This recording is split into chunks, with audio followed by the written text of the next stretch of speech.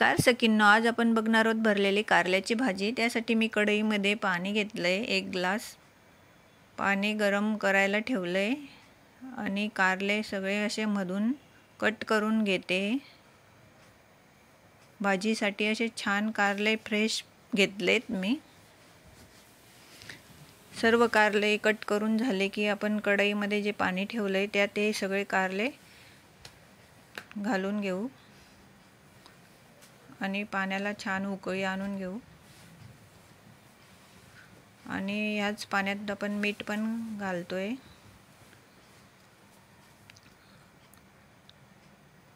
आणि आता मसाला पण बनवायचा आहे आपल्याला भाजीसाठी। तर मी तवा गरम करून घेतलाय। 1 वाटी शेंगदाणे चांगले भाजून घेऊया।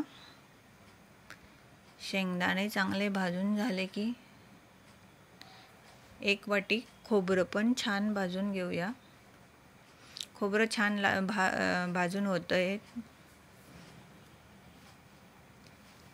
माझ्या मराठी सखी चॅनलच्या रेसिपी तुम्हाला कशा वाटतात ते कमेंटमध्ये सांगा आणि चॅनलला लाईक आणि सबस्क्राईब करा।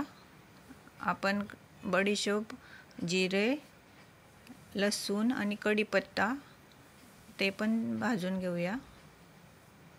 ही कारल्याची भाजी चा मसाला आपण बनवूया।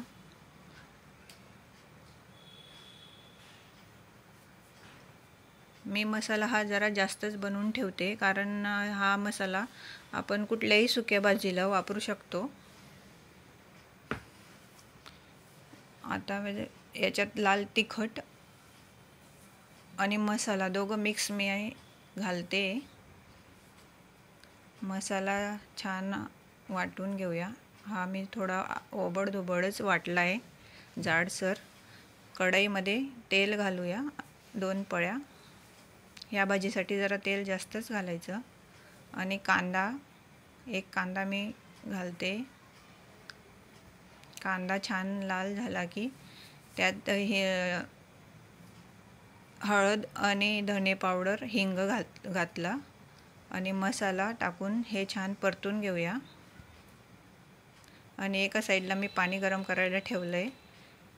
कारले बघा असे पूर्ण मऊसूत आपण भाजीत शिजवणार आहोत। कढईमध्ये जे वाफेत घेतले होते तेव्हा ते पूर्ण शिजवायचे नाही। पाणी घालून हे छान मिक्स करून घेऊया। आणि आपण आधी मीठ घातलंय, त्यासाठी आता मीठ आपल्याला कमीच घालायचं आहे, चवीनुसार। ही कारल्याची भाजी तुम्ही बनवून बघा, खूप सुंदर होते, खूप चवीला छान लागते। आणि मुलं पण हे कारले खात नाही, ते आवडीने खातील। माझ्या मुलीला ही भाजी खूप आवडते। आणि आपण याच्यात मॅगी मसाला घालूया। मॅगी मसाल्याची टेस्ट खूप छान लागते। माझा मुलगा तर ही भाजी कधी खातच नव्हता, फर्स्ट टाइम त्याला ही भाजी दिली तर त्याने खाल्ली। अशा पद्धतीने बनवून बघा। आणि आपण याच्यात भरपूर सारी कोथिंबीर घातली आहे।